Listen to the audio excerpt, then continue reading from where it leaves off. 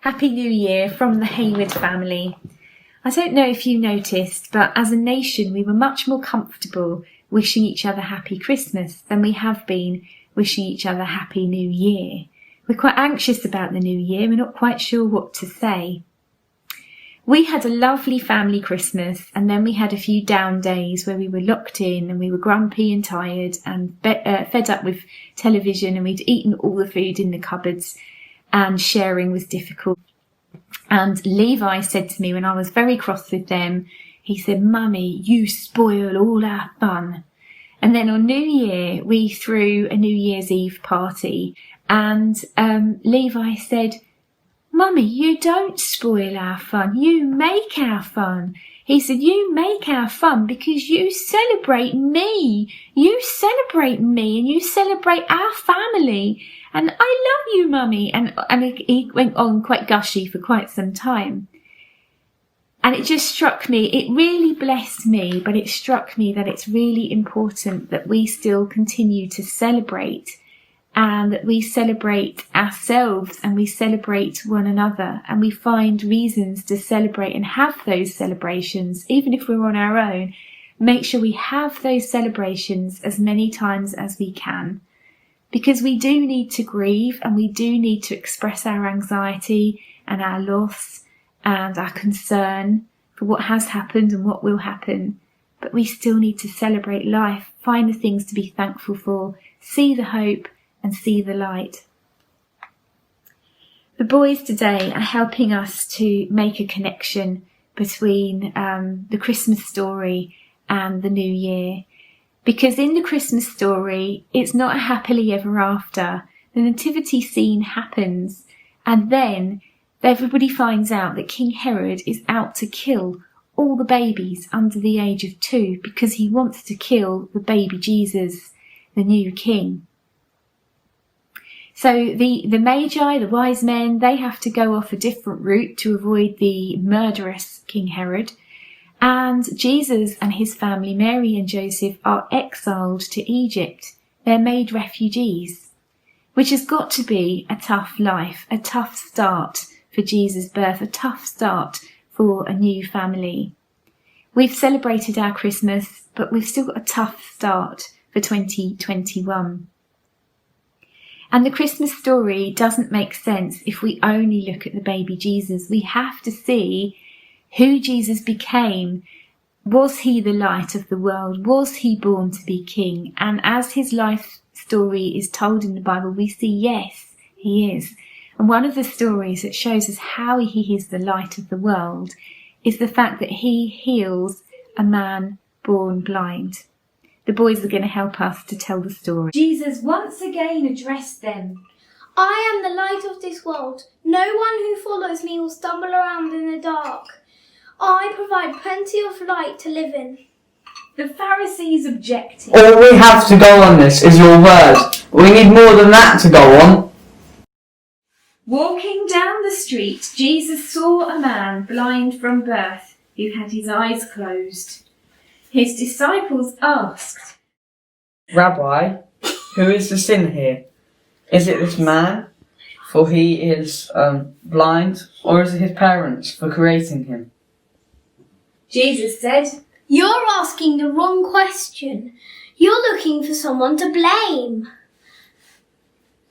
There is no such cause and effect in this. Look and see what God can do instead." He said this and then spat in the dust, made a clay paste with the saliva, rubbed the paste on the blind man's eyes, and said, "Go and wash at the pool of Siloam," which means sent. The man went, and he saw. I can see again.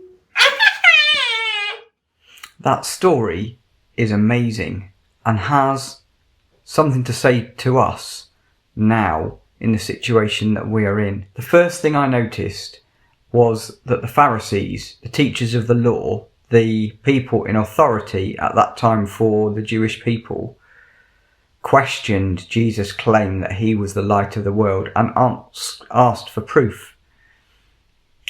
Now, Jesus didn't get into an argument with them, but he showed them.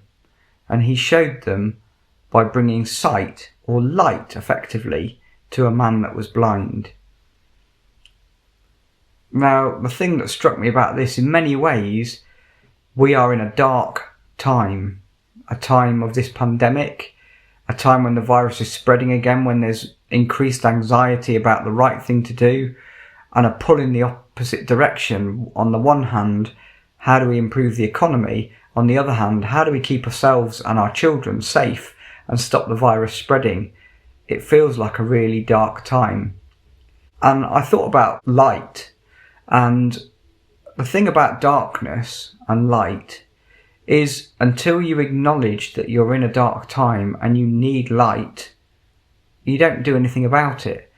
When the sun's going down, you have to get to the stage of thinking, oh, it's too dark to see, I need some light, before you go and turn the light on. And I think if we acknowledge how dark it is and acknowledge our need for light, then we can look to Jesus, who will provide that light, who says he is the light of the world. Now, I don't think that means that he's going to wipe the virus out instantaneously and everything's going to be better, but I think it means that he will be with us where we are, with us, strengthening us, bringing us hope and comfort and peace. In the case with that blind man, Jesus said to his disciples, don't look for blame, don't look for whose fault it is. Instead, look what God can do. And if that's our question now, let's not look to blame the government for the decisions they've made, or China because that's where the virus started. But instead, let's look to God and see how he can act to make things better, to bring us close to him, to bring us the miraculous.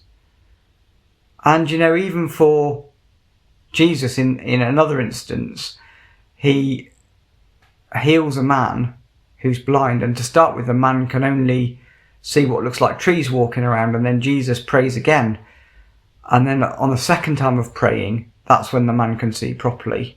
And in this instance, Jesus makes mud. He uses the natural world around him and his own spit to make a salve that brings healing to the man. So Jesus can use the things that are around us to bring us hope, to bring us healing, and to give us that promise of light and life.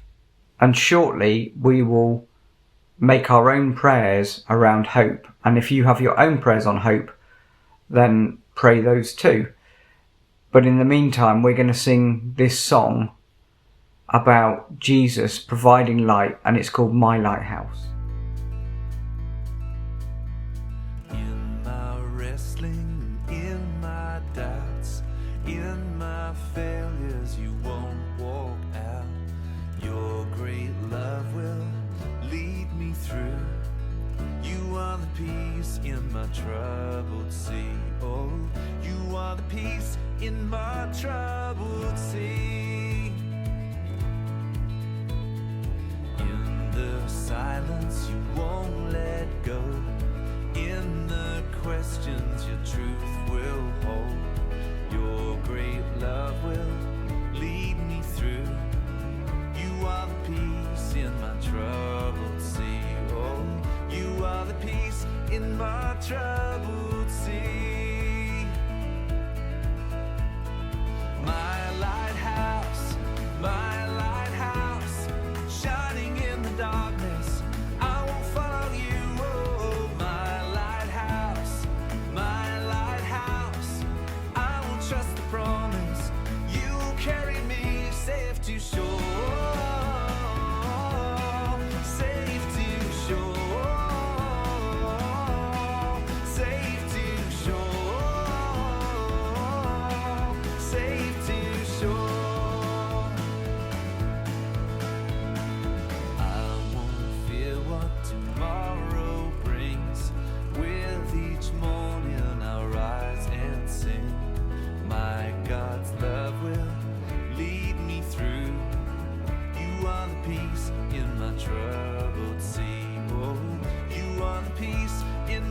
troubled sea.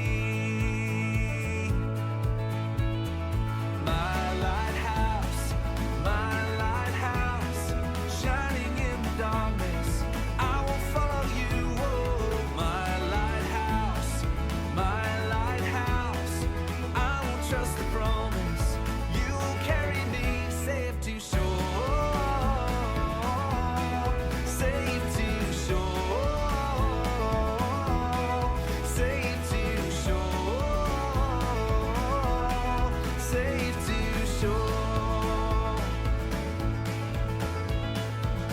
Far before us, you're the brightest.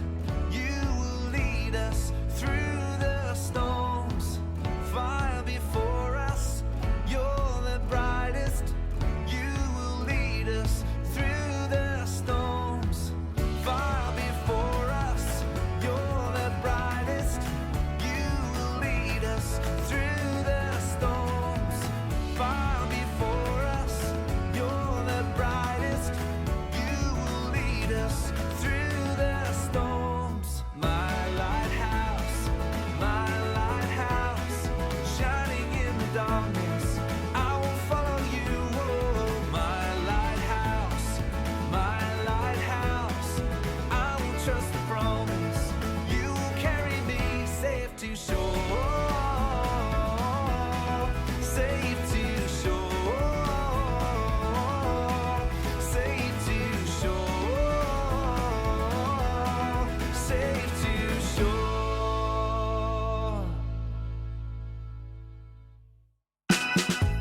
We are now entering a time of prayer.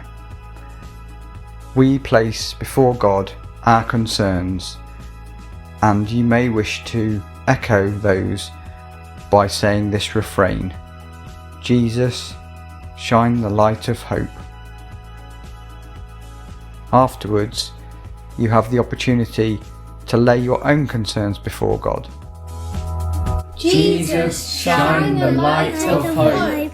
People's mental health and well-being through this winter. Jesus, shine the light of hope. Our ability to cope with being locked in on dark and cold days and nights. Jesus, please shine the light of hope.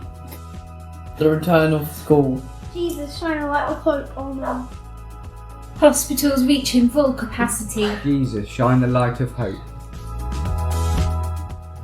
The rising number of coronavirus cases. Jesus, shine the light of hope. Countries that don't have the capacity to cope with the pandemic in the way that we are in this country. Jesus, shine the light of hope. Amen. People who are suffering because they are homeless and have COVID. Jesus, please shine the light of hope. Our friends and family and those that we know and love. Jesus, shine the light of hope. People's loss of income and work. Jesus, shine the light of hope. Teachers who are really stressed. Jesus, shine the light of hope. Boris Johnson as he continues to lead the country. Jesus, shine the light of hope. Amen. Children learning social skills. Jesus, shine the light of hope. Amen. The capacity to deal with our emotions. Jesus, shine the light of hope. I pray that I go back to nursery. Jesus, shine the light of hope. Children staying safe and well as they go back to school, college, university or nurseries. Jesus, shine the light of hope. People's loss of hope as they look to an insecure future. Jesus, shine the light of hope. The staff of the NHS as they cope with the rising number of cases. Jesus, shine the light of hope. What do you want to pray? This is your opportunity to place the things that are of concern to you before God.